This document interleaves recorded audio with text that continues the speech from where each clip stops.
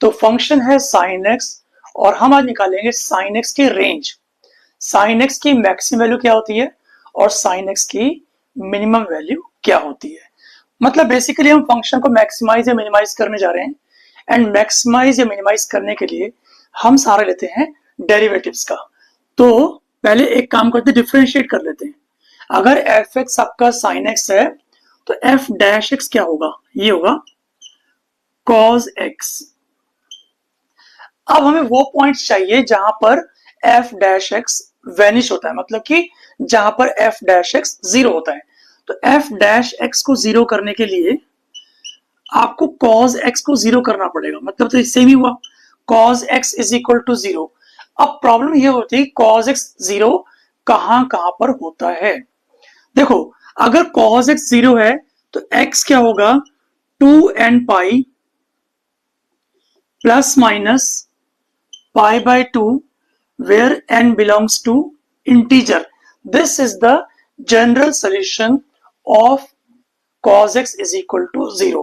अब देखो n आपका इंटीजर है, n आपका हो सकता है 1, हो सकता है -1, n हो सकता है 2 या हो सकता है -2 या 3 या फिर -3।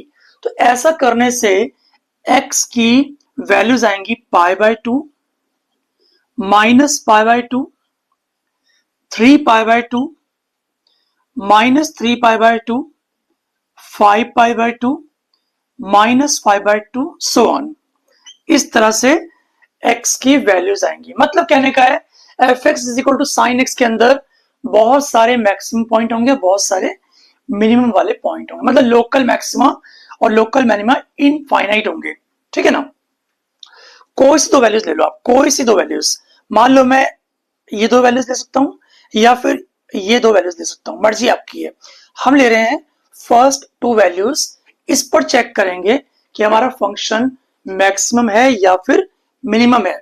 तो हम लेते हैं सेकंड डेरिवेटिव का सहारा, एफ डबल डैश एक्स करते हैं।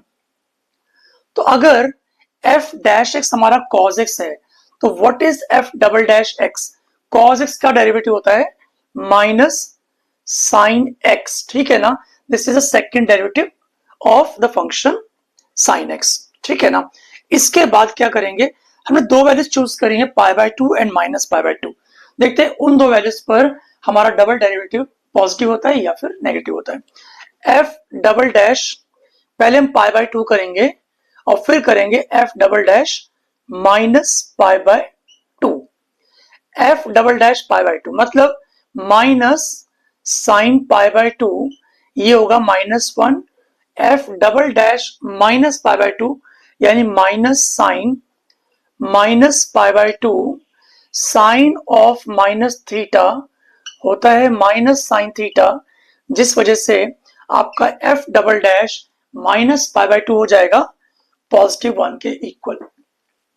अब देखो सेकंड डेरिवेटिव अगर नेगेटिव है तो that point is point of local maxima. ठीक है ना, इट इज लेस देन 0, तो पाई by 2 is the point of local maxima. And यहां पर देखो F double dash -pi by 2 आपका +1 है, इसका मतलब इट इज मोर देन 0, मतलब कि -पाई by 2 is a point of local minima. लिख लेते हैं, पाई by 2 is a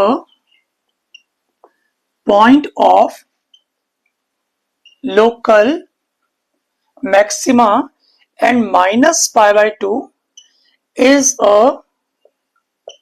point of local minima।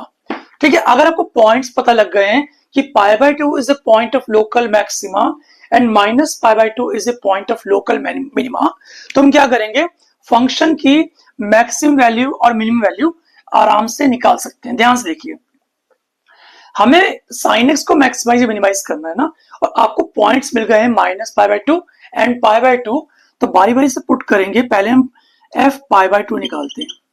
Sign pi by 2 कितना होगा, sine pi by 2 is equal to 1, तो 1 is what, 1 is the maximum value, है ना।